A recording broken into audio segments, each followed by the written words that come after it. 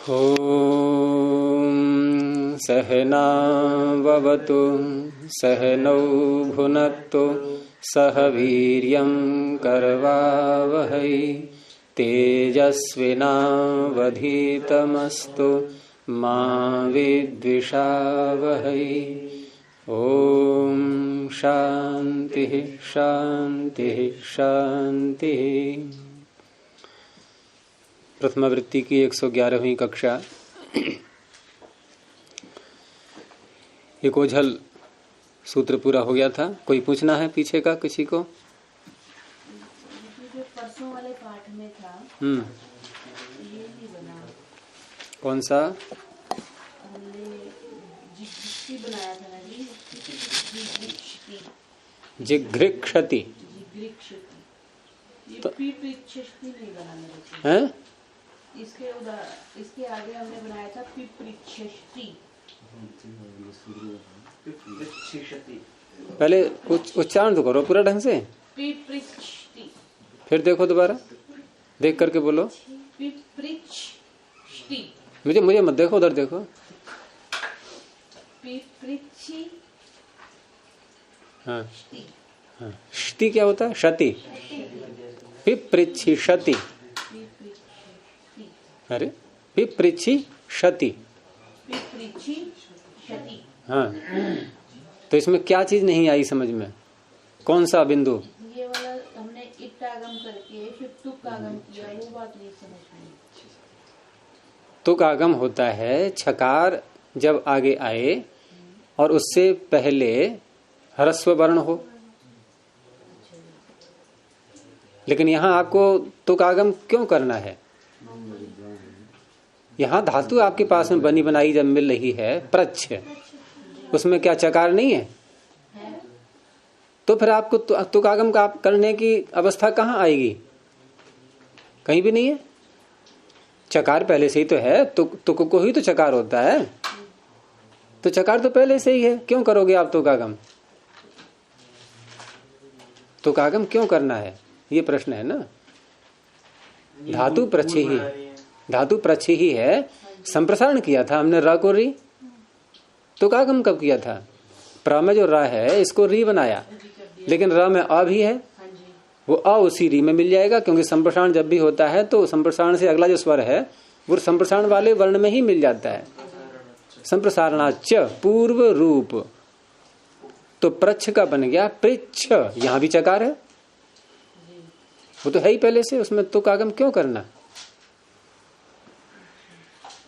इन्होंने क्या किया है? इन्होंने दिखाया सिद्धि में तुक्कागम। इन्होंने तुक्कागम करके तो क्या इन्होंने प्री से कैसे बनाया है? इन्होंने प्री से कैसे बनाया? ये दिया है ना, प्री से क्या कर दिया? वो असल में इन्होंने इस तरह से लिया है कि मूल धातु जो है ना, धातु पाठ में मूल धातु, वहां तुक दिया नहीं है। वहां है प्रछ जीप सायाम, प्रछ।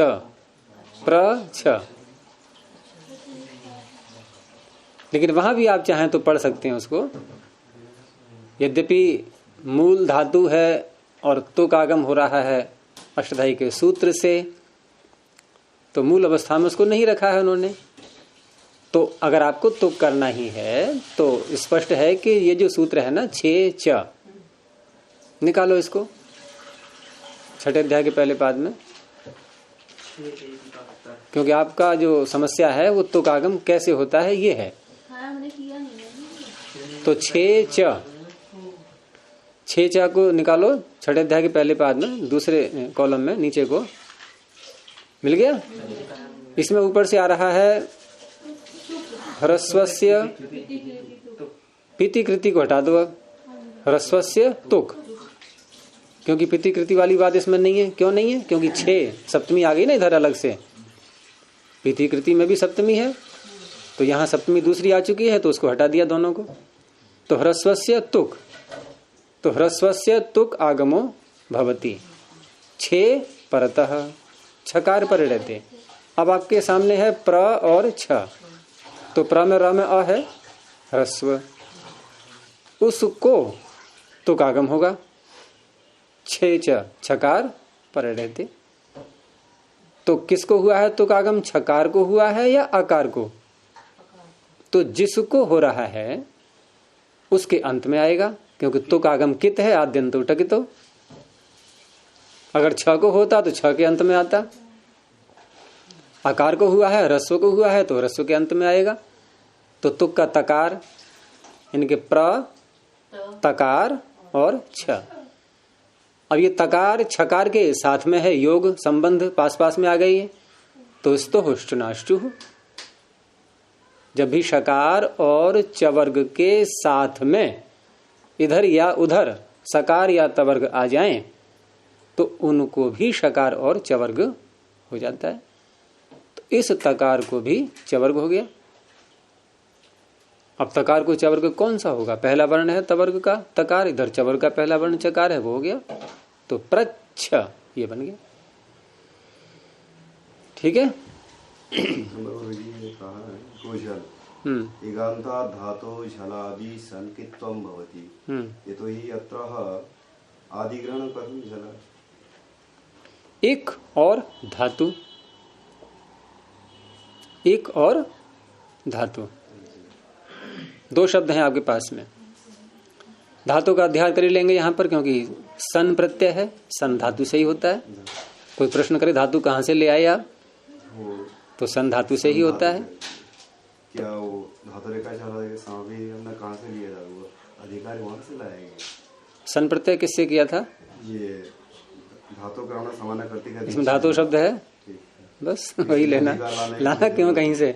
मैंने ये पूछा था जलादि जलादि सन कित्वम भवति यत्र आदि जलादि सन अत्र आदि ग्रहणम का समर्थ। हाँ, तो मैं वही मैं कह रहा हूँ ना कि यहाँ पर आपके पास में दो शब्द हो गए। अब इधर एकाह में षष्ठी, वो पंचमी, उधर धातु हो साथ में और जुड़ गया तो धातु में पंचमी। अब एक और धातु, एकह और धातु हो, ये है। अब यहाँ पर झलादि सन को जो कित कर रहे हैं हम, तो उस अवस्था में आप ये भी प्रश्न कर सकते हैं कि झल में भी झलादि कैसे लिया हमने? आदि वहां भी तो है, क्योंकि पीछे से आ रहा है सन संश्च, प्रथमा ही तो है उसमें। इधर पंचमी है, उधर प्रथमा है। वहां झल सन है, यहाँ एकह धातु है। यहाँ अंत जोड़ रहे हैं, वहां आदि जोड़ रहे हैं। तो परे वाले अवस्था में, जहां परे वाली बात आती है, क्योंकि प्रत्यय धातु से परे होता है, वहां पर जोड़ते हैं आदि शब्द को। झलादि सन यस्मिन विधि सदादौ अल ग्रहणे। और जहां इधर से हम बोलेंगे, जैसे इधर से आगे इससे परे, परे जहां बोलते हैं अथवा के स्थान में जहां बोलते हैं, वहां पर अंत शब्द जुड़ता है। तो यहां एगादि नहीं कहेंगे आप, यहां कहेंगे एगंत। जैसे वहां ए रच में कहा था, वहां भी पंचमी है ना, वहां भी तो ए में पंचमी है, तो एवर्णांता धातु, वहां भी अंत जुड़ गया। तदादि में क्या बहुवचन समास लिया? तदादि आदि यस्य, ये यास्मिन यस्मिन विधि तदादि अलग रहने। ये तदादि बोल नहीं, तदादि आदि ऐसे यहाँ क्यों बोलेंगे आप? तदंतस्य है ये, न विधि तदंतस्य न तत् समीचीनं वर्तते यस्मान् विधि तदादि प्रत्यय ग्रहणे। नहीं, वहां भी ऐसा नहीं है। तदादि में क्या बहुवचन समास? हाँ, तदादि तस्य आदि, तदादि उसका आदि होना चाहिए वो वर्ण। जो हम अल ले रहे हैं, अल अल ग्रहणे, वो अल उसका आदि वर्ण होना चाहिए। तो परे जहां होता है वहां अंत जुड़ जाता है, उससे से उत्तर, उससे परे। और परे रहते जहां होता है वहां आदि शब्द जुड़ जाता है। जुड़ेगा वहीं पर, ध्यान रखना है जहां अल विधि हो, बस इसको मत भूलना। जहां भी कहीं अल विधि होती है, एक वर्ण की बात आती है जहां पर, वहां ये अंत और आदि शब्द जुड़ते हैं। और कुछ आगे है हलंताच्य। अब हलंताच्य और एकोझल दोनों का आपस में कुछ संबंध है, क्योंकि इसमें से एकह की और झल की दोनों की अनुवृत्ति आगे जा रही है, यानी पूरा ही सूत्र आगे पहुंच रहा है। तो हलंतात पंचम एक वचनांतम च अव्यपदम। हलंतात के समास का ध्यान रखना है आपको थोड़ा। तुष्टुष्टि का आपने विस्तार किया नहीं था। नहीं, विस्तार कर दिया था उसका। विस्तार इसलिए नहीं किया क्योंकि चिति क्षति का विस्तार कर दिया था, तो उसी के अनुसार है ये सब, उसी के अनुसार है। सारे सूत्र वही हैं, केवल धात्वादेश और वो निमित्ता पाए निमित्त कस्यापे पाया ये, और एक षत्व करने का सूत्र बाद में, स्तौ तृण्योरेव षण्यभ्यासात्, बस इतना अंतर था, बाकी तो सब वही है। तो हलंतात में हलंत शब्द में जो समास है, इसमें आपको ऐसा नहीं करना है कि हल का अंत, हलह अंतः हलंत, ऐसे नहीं। यहां कर्मधारय समास लेना है, यानी हल भी वही है और अंत भी वही है। तो हल च असौ अंतः, जब दोनों शब्द तत्पुरुष समास में, जब दोनों शब्द एक ही अधिकरण को बोलते हैं, तो उस समास को, तत्पुरुष तो नाम रहेगा ही, उसका एक विशेषण और जुड़ जाता है, कर्मधारय। तत्पुरुषः समानाधिकरणः कर्मधारयः। समास वही है, नाम थोड़ा सा कर्मधारय और जुड़ गया है। अब यहां हल जिसको कह रहा है, अंत शब्द भी उसी को कह रहा है। जैसे राज्य पुरुषः राजपुरुषः बोलते हैं हम, तो राज्य राजा को कह रहा है, पुरुषः पुरुष को कह रहा है, दोनों के अधिकरण अलग अलग हैं। यहां हल भी वही है, अंत भी वही है। तो हल च असौ अंतः हलंतः, तस्मात् हलंतात्। ठीक है, अब बस इसी बात का ध्यान रखना है। अब पीछे से आ रहा है एकह, तो एकह में भी पंचमी है, हलंत में ही पंचमी है। तो क्या इगंत और हलंत ये दोनों संगत हो जाएंगे आपस में, कि हलंत भी हो धातु और इगंत भी हो? तो क्या करेंगे फिर? अब यहां पर हम एकह को षष्ठी में बदलेंगे, क्योंकि ऐसे अर्थ बनेगा नहीं पंचमी में ला करके, और षष्ठी में बदल करके हल के साथ इसको जोड़ेंगे, और षष्ठी यहां लाएंगे हम समीप अर्थ में। षष्ठी के बहुत अर्थ होते हैं, 101 अर्थ, यहां समीप अर्थ में षष्ठी है। तो हिंदी में समझ लो पहले, एक के समीप जो हल है ना। अब अंत में कौन आएगा, हल आएगा कि एक आएगा? क्योंकि अंत जुड़ा है हल के साथ में, तो एक के समीप जो हल, और वो अंत में होना चाहिए। तो एक तो उससे पहले आ गया ना, एक उससे पहले आ गया। और एक बात और साथ में, क्या हम इसको यूं भी कह सकते हैं कि जब अंत में हल है उससे पहले एक है, तो क्या इसको इगुपध कह सकते हैं? हैं? अच्छा, और कहीं दो हल आ जाएं तो अंत में तो एक ही आएगा, लेकिन हल जाति ले लें यदि, और वो अंत में आ जाए और उससे पहले एक हो, तो इगुपद हो जाएगा वो। हमें वो भी लेना है, इसलिए यहां हल को जाति के रूप में लिया गया है। हल जाति, और जाति में एक से अधिक भी हल हो सकते हैं। तो ऐसी धातुएं भी यहां ली जाती हैं। उदाहरण आ जाएगा, जैसे छिद धातु है, तो जब हम उसको तुगागम कर लेते हैं, दो हल हो जाते हैं वहां पर। अभी एक ही हल के उदाहरण समझो, अभी तो बाद में आगे आएगा, काशिका इत्यादि में, भावाश में चलेगा ये। तो इस तरह से अर्थ बन जाएगा, अब एकह समीपो यो हल, एक के समीप जो हल, तस्मात् परः, और एक के समीप जो हल है वो अंत में है, बिल्कुल ये ध्यान रखना है। एकह समीपो यो हल तस्मात् परः झलादि सन किद्वत् भवति। तो यहां पर इन्होंने जो समीप अर्थ में षष्ठी ली है, एकह में पंचमी को षष्ठी में बदला है। ये समीप अर्थ भी कहां से लाए हम, ये भी कोई ऐसे अचानक नहीं आ गया, क्योंकि अंत शब्द कई अर्थों में आता है। अंत शब्द समीप अर्थ में भी आता है।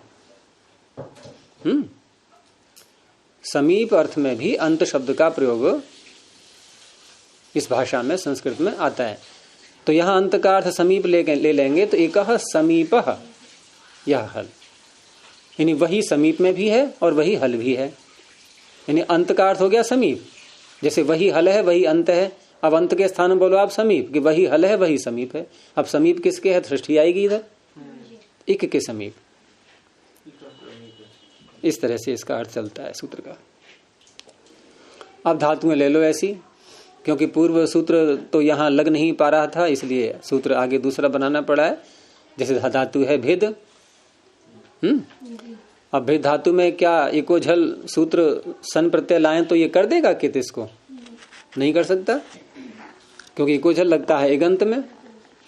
तो वहां तो क्री, ह्री, स्तु इत्यादि ची ये सब आ गए, तो इसके लिए सूत्र अलग से ये बनाना पड़ा है। तो भेद धातु से, धातु क्या है? ये मूल अवस्था में भेदिर विदारणे, विदारण करना, तोड़ना। तो भेद तुम इच्छति विभित्सति, तो भेदिर में इर हट जाएगा, ई और रेफ दोनों के सूत्र अलग अलग, हलंत्यम और उपदेश जननासिक है। सन प्रत्यय ले आए धातु कर्मणः सामान्य कर्तृकाद से, और सन प्रत्यय ला करके आर धातु है, ये वलादि भी है, इडागम की प्राप्ति हो रही है। जल्दी रोको, किससे रोकेंगे? ये एकाच उपदेशे अनुदात्तात, इससे इडागम रुक गया, रह गया भेद और स। अब गुण की प्राप्ति हो रही है। द्वित्व करने से पहले ही सारे काम से निपट लेते हैं, ध्यान रखना, ये मैंने कल भी बताया था आपको। तो गुण की प्राप्ति हो रही है किससे? पुगंत लघु पदस्य च। अब ये सूत्र आ गया हलंताच्य, एक के समीप यहाँ पर हल है। तो एक के समीप हल होने से इस सूत्र ने सन को कित के समान कर दिया, तो किंग तीचा से गुण का निषेध हो गया। हैं? कौन सी? हलंताच्य ने सन को कित किया है, लेकिन कब किया है? जब धातु ऐसी है कि जिसमें इक के समीप हल है। भिद में ई है इक, उसके समीप हल है दकार, बस उससे उत्तर सन है, उससे उत्तर सन होना चाहिए। आप कहोगे कि भिद में इक है ई, भ में ई, उसके समीप हल है भकार, नहीं है क्या? नहीं है? कौन? भकार समीप में है, तो हमने क्यों कहा कि दकार समीप में है? सन किससे उत्तर है? दकार से उत्तर कि भकार से उत्तर? तो उससे उत्तर सन भी देखना है हमें। भकार देख लिया हमने कि के समीप है और सन उससे उत्तर है ही नहीं, इसलिए दकार को लेंगे, क्योंकि आगे सन लाना है ना, सन उससे उत्तर होना चाहिए। तो इस कारण से इसने सन को कित कर दिया, गुण रुक गया, हो गया। अब द्वित्व करेंगे, लेकिन द्वित्व करने से पहले ध्यान रखना होता है धातु संज्ञा अवश्य कर लेना, नहीं तो आपको द्वित्व करने का अधिकार नहीं मिलेगा। तो संयंगों से द्वित्व कर लेंगे धातु संज्ञा करके, सनाद्यंता धातु से। तो भेद भेद और सन का स, हलादि शेष भे भेद स। अब अभ्यास में जो भकार है ये, तो अभ्यास में जो सूत्र परिवर्तन करते हैं उसमें मुख्य मुख्य आपने अब तक देख ही लिए सारे लगभग हैं। कुहोष्टु आ गया, उरत भी आ चुका है, और अभ्यासे चर्चा जो कि अंतिम पृष्ठ पर है, ये भी अपनी बहुत भूमिका निभाता है बार बार, और ये दो कार्य करता है, हैं? ये चर भी करता है और जश भी करता है, जहां जो संगत हो जाए। और किन के स्थान में करता है? झल के स्थान में। तो भकार झल में आ गया। अब इसको ये जश करेगा या चर करेगा? क्या करेगा? जश करेगा। जश करेगा। चर क्यों नहीं करेगा?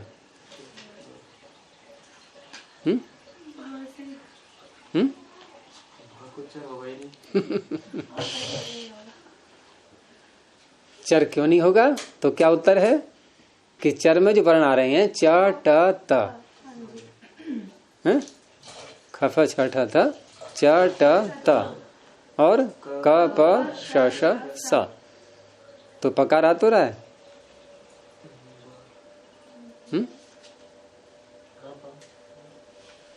मैंने एक बार पीछे बताया भी था आपको, फिर करना विचार इस पर दोबारा, ठीक है। अभी यहीं छोड़ते हैं आपके लिए प्रश्न ये। तो इस तरह से यहां पर भकार के स्थान पर हो गया बकार। तो बी भिद और सा। अब ये जो भिद में दकार है ये भी झल है। तो इसके स्थान पर क्या करेंगे? अब इसके स्थान पर क्या करेंगे? क्योंकि आगे खर आ रहा है, तो खर जब आगे आता है तो झल के स्थान पर चर हो जाता है, खरी च। अवसान होता है तो विकल्प है वावसान्य। ये दो सूत्रों का जोड़ा है, ध्यान रखना इसका, खरी च और वावसान्य। अवसान है तो आपकी इच्छा है करो या न करो, लेकिन अवसान नहीं है, खर परे है तो अनिवार्य करना होगा, वहां कोई विकल्प नहीं है। तो यहां पर चर हो गया दकार को तकार। विभित स।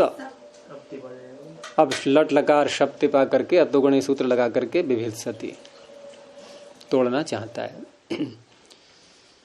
ऐसे ही धातु है बुध अवगमने, जानना, तो बोधुम इच्छति, बुभुत सती। तो यहां पर बुध सन इडागम की प्राप्ति को रोक देंगे और हलंताच से कित होने के कारण से गुण की प्राप्ति को भी रोक देंगे। उसके बाद धातु संज्ञा करके द्वित्व करेंगे।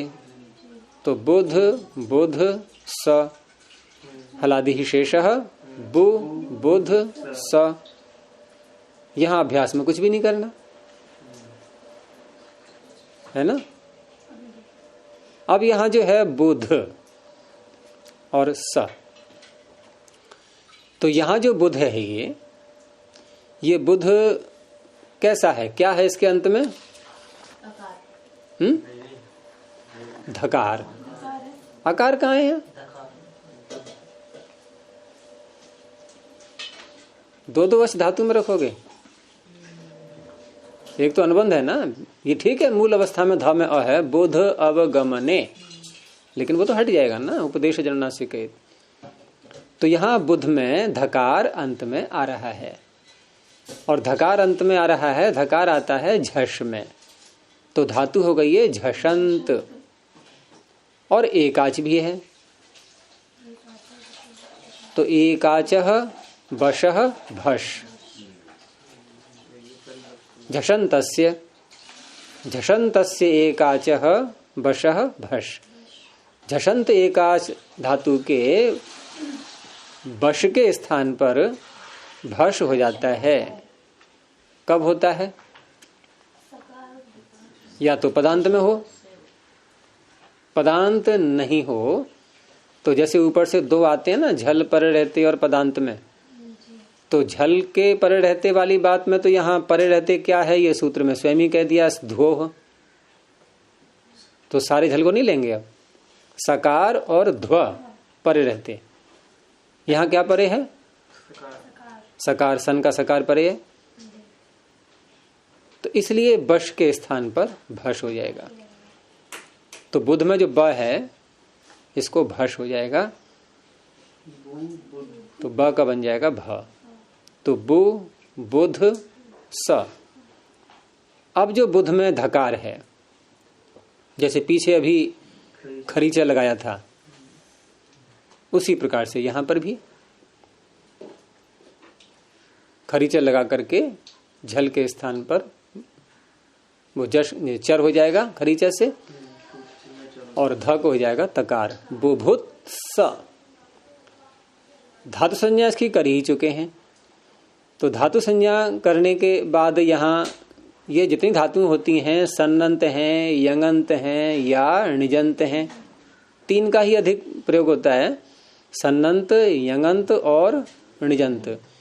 इसमें एक प्रश्न आपके अंदर आएगा कि हम आत्मने पद के प्रत्यय लाते हैं यहाँ पर या परस्मै पद के लाते हैं, कौन से लाते हैं? तो निजंत जितनी भी धातुएं होती हैं वह उभयपदी कहलाती हैं, ठीक है। जितनी भी णिजंत धातुएं होती हैं ये उभयपदी कहलाती हैं। सूत्र इसका है णिचश्च।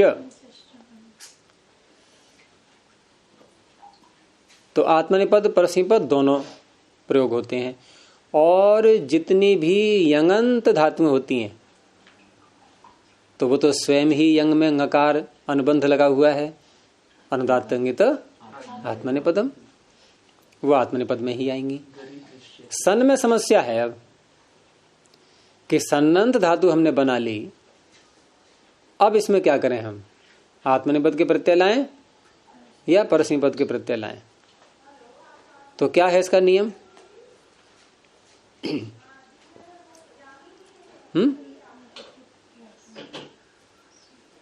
पूर्ववत सनह, क्या अर्थ निकल रहा है? हाँ, पूर्व अवस्था में पहुंच जाएंगे। मूल अवस्था में धातु जिस रूप में है पूर्ववत, वही स्थिति सन के बाद भी रखनी है। ठीक है, इसने अपने ऊपर कुछ भी नहीं लिया, दूसरे पाले में गेंद फेंक दी कि उधर से निर्णय करो, ये आत्मनेपद लाना है या परस्मैपद लाना है, ये उधर से निर्णय करो। मूल अवस्था में क्या थी इसकी स्थिति? तो मूल अवस्था में आत्मनेपद है, तो ठीक है, यहां भी हो गया। तो बुभुत सते हो गया।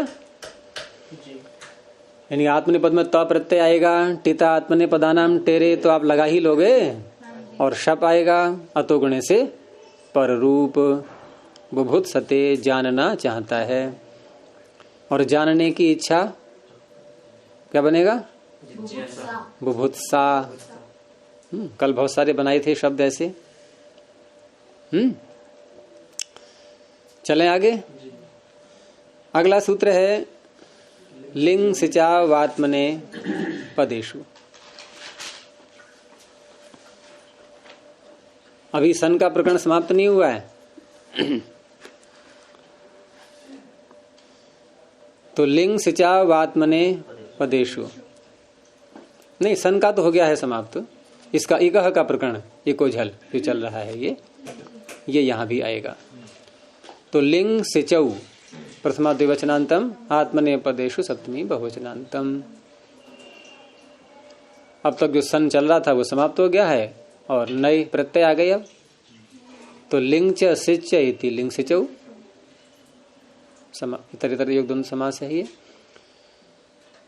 अब यहां जो इकह झल जो सूत्र है, इसमें हम इकह शब्द को भी लेंगे और झल को भी लेंगे। ठीक है, और इधर हलंताच ये और जुड़ गया साथ में। तो जैसे हमने हलंताच सूत्र का अर्थ किया था, आपको अर्थ बिल्कुल ज्यों का त्यों रखना है। इक के समीप जो हल, उससे उत्तर वहां क्या था? सन। यहां क्या है? लिंग और सिच। बस इतना ही अंतर आया है और कुछ नहीं है। तो हम यूं भी कह सकते हैं कि जो उदाहरण में धातुएं हमने हलंताच में ली थी, वही धातुएं यहां लेनी है। ठीक है, प्रत्यय में अंतर आ गया है। वहां सन प्रत्यय के उदाहरण बनेंगे, यहां लिंग और सिच के बनेंगे। यहां सन से कोई संबंध नहीं है। अब आपको द्वित्व नहीं करना है यहां कोई, अब लिंग और सिच। और दूसरा एक साथ में जोड़ना है कि आत्मने पद में आना चाहिए लिंग और सिच। तो हम यूं भी कह सकते हैं कि हलंताच के जो उदाहरण में धातुएं ली थी हमने, उसमें परस्मैय पद वाली धातुएं अब यहां नहीं आएंगी। आत्मने पद वाली धातुएं वो यहां आएंगी, क्योंकि लिंग और सिच आत्मने पद में आएंगे तभी ये सूत्र लगेगा, नहीं तो नहीं लगेगा। और लिंग और सिच परस्मैय पद में भी आते हैं, वहां ये सूत्र नहीं लगेगा। तो इकह समीपो यो हल, तस्मात् परौ झलादी, मैंने दीर्घिकार बोला है, द्विवचन झलादी, लिंग सिचौ किद्वत् भवतः या कितौ भवतः, किद्वत् भवतः। अतिदेश चल रहा है इसलिए वत लगा देते हैं साथ में, क्योंकि कित के समान करना है। ककार उसमें लिखना नहीं है कि ककार लिखें हम, कित करें उसको। कित के समान, कित्वत भवतः हो गया। अब यहां ये धातु है भिदिर विदारणे, इसका उदाहरण इसमें आ रहा है, और बुध अवगमने जो पीछे आई थी उन दोनों का उदाहरण इसमें ले लिया है, और लिंग में भी बनाएंगे रूप इसके, और सिच में भी बनाएंगे। तो लिंग लकार दो प्रकार से होता है, एक आशीर्लिंग, दूसरा विधिलिंग।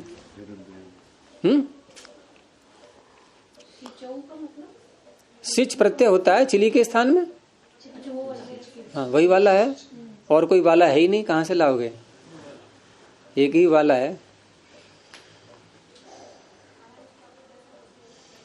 तो भिद धातु ली हमने, भिदिर विदारणे वाली, और उसमें धातु संज्ञा करके इर को हटा दिया भिद, और धातु के अधिकार में आशीर्लिंग लाना है यहां। ठीक है, तो आशीर्लिंग, यहां जो आशीर्लिंग आया है ये आशीषी लिंग लोटऊ है सूत्र, आशीषी लिंग लोटऊ, और वो भी तो है लिंग आशीषी, उसको ले आए हैं? लिंग आशीषी, आशीष अर्थ में लिंग होता है, क्यों? वो आर्ध धातुक संज्ञा करने वाला है, वो प्रत्यय का विधायक नहीं है, वो संज्ञा का संज्ञा सूत्र है, वो विधि सूत्र नहीं है। लिंगाशीषी ये विधि सूत्र है, आशीषी लिंग लोटऊ।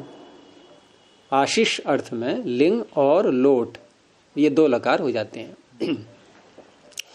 तो लिंग लकार आ गया, तो भेद और लिंग। अब यहां पर लिंग लकार क्योंकि आशीर लिंग में आया है तो आर्धातुक रहना ही है, इसका ध्यान रखना है साथ में आगे। दूसरा कार्य यहां पर क्या होगा कि लिंग लकार जब आत्मने पद में आता है ना, ये आत्मने पद का है, तो उस अवस्था में इसमें एक आगम और जुड़ेगा।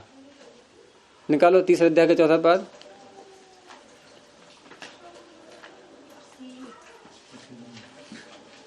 सूत्र है लिंगः सीयुट, लिंगः सीयुट, लिंगः में षष्ठी है। जहां भी आगम हो या आदेश हो तो षष्ठी अवश्य होती है। वहां आगम भी षष्ठी निर्दिष्ट को होते हैं, आदेश भी षष्ठी निर्दिष्ट को होते हैं। तो लिंग लकार को सीयुट आगम करना है, लेकिन इस सूत्र ने यह नहीं कहा है कि ये आत्मने पद में लगता है या परस्मी पद में लगता है। इसने सारे लिंग को ले लिया, वो लिंग चाहे परस्मी पद का हो या आत्मने पद का हो। लेकिन इससे अगला सूत्र क्या कह रहा है, देखना जरा क्या किया इसने। इसने परस्मी पद को छीन लिया, ये अपवाद है इसका। तो क्या मिलेगा उसको, पहले वाले को आत्मनिपद ही मिलेगा। इसलिए मैंने कहा था कि आत्मनिपद में लगता है। सूत्र नहीं कह रहा ऐसा कि मैं आत्मनिपद में लगता हूं, लेकिन मिलेगा ही इसको आत्मनिपद, क्योंकि परस्मी पद में या सुट होता है, आत्मनिपद में सीयुट होता है। तो लिंग सीयुट से सीयुट हुआ जब, तो ये टित है, कहां बैठेगा ये, लिंग के आदि में, आद्यंतो टकितो। तो कैसे लिखना है आपको, भेद सीयुट और लिंग। अब सीयुट में से अनुबंध हटा दो, क्या बचा, भेद सीय, उ और टकार, सीय इतना रहेगा। ये सिद्धि पहली बार आ रही है आज आशीर्लिंग की आपके लिए। तो भेद सीय। अब ये जो लिंग लकार है, यहाँ अन्य कार्य करते हुए लकार के स्थान पर आत्मनिपद के प्रत्यय त आतम झ आदि आ गए सारे। प्रथम पुरुष का एक वचन छांट करके ले आएंगे त। क्या यहाँ पर टित आत्मने पदानाम टेरे लगाएं, हैं? हैं? नहीं, टित लकार थोड़ी है। हाँ, ये टित नहीं है, इंगित लकार है, तो वो नहीं लगना है। तो त ही रहा, भेद सीय और त। अब एक काम और करना होता है। आपका चौथा पाद खुला हुआ है तीसरे अध्याय का अभी तक, इसी में निकालो सूत्र सुट तिथो हो, इटोत के आगे सुट तिथो हो। तकार और थकार ये परे रहते हैं जब, तकार और थकार, षष्ठी है, परे नहीं, षष्ठी है इसमें। तकार और थकार को सुट आगम होता है, हैं? अब इसमें सीयुट भी है, यहाँ पर इधर त आ रहा है, तो तकार थकार को सुटागम होता है। अब यहाँ तकार को सुटागम होगा तो ये किधर आएगा? तकार के आदि में आएगा, यानी कि सीयुट थोड़ा और दूर पहुंच जाएगा है ना। पहले सीयुट निकट था उसके, अब सुट निकट आ गया, सीयुट को थोड़ा सा सरकना पड़ा। कोई बात नहीं है, दोनों भाई भाई हैं, वो भी आगम है ये भी आगम है। इसने कहा आजा कोई बात नहीं, मैं सरक जाऊंगा, थोड़ा सीट दे दूंगा तेरे लिए। इससे उसको प्रेफरेंस क्यों दी? किसको? सूट को। अच्छा नहीं, आपकी शंका ये है कि हम सीयुट पहले क्यों लाए, सुट पहले क्यों नहीं ले आए? क्योंकि सुट पहले ले आते तो सुट को सरकना पड़ता सीयुट को लाने के लिए, तो स्थिति बदल जाती कि सुट और सीयुट और ता। देखो उत्तर दे दिया इन दोनों ने। वहां है लिंग सीयुट, क्या कह रहा है सूत्र? किसको कर रहा है सीयुट? लिंग को, तकार को नहीं कर रहा है। और सुट तो क्या कह रहा है? तकार को, थकार को सुट होता है। तो तकार थकार लिंग के स्थान पर जब तकार थकार आदेश कर लेंगे तभी तो तकार थकार मिलेगा, लेकिन सीयुट तो उससे पहले ही विराजमान हो चुका है लिंग की अवस्था में ही। ठीक है, लिंग लकार जब लिंग है, अभी आदेश नहीं किए हमने तिप्तसी सिप्तस था, तभी आ गया सीयुट, तो वो पहले ही आना है, इसलिए सरकना पड़ा है उसको। अब क्या है स्थिति? भेद सीय और सुट का भी सकार आ गया एक और ता। अब जो मैंने प्रारंभ में कहा था आपसे कि लिंग लकार आर्धातुक रहता है, ये आशीर लिंग वाला लिंगाशीषी सूत्र से, तो आर्धातुक संज्ञा होने के कारण से यहाँ गुण की प्राप्ति हो रही है।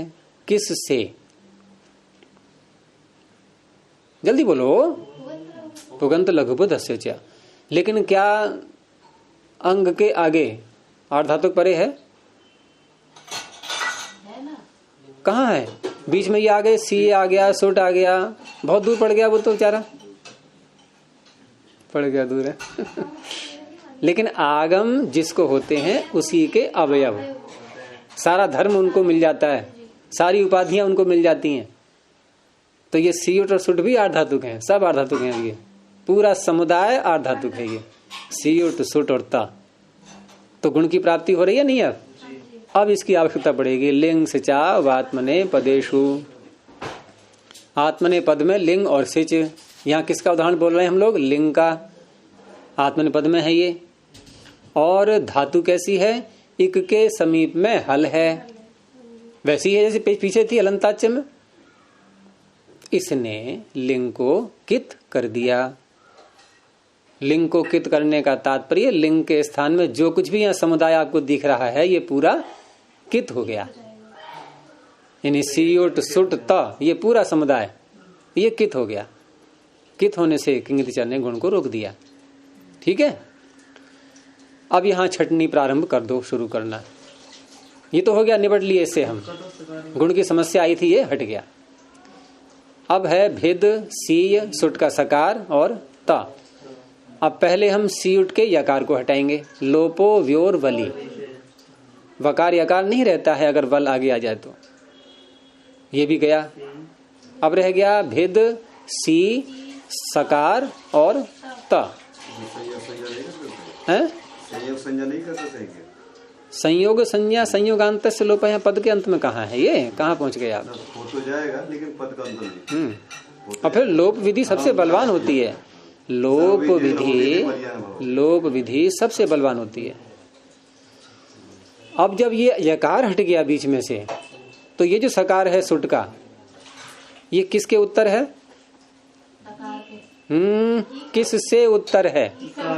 ईकार से। ई आ गया इट में, तो इण में, तो इण और कवर्ग से उत्तर प्रत्यय का सकार हो या आदेश आदेश का सकार हो। किसका है ये? आदेश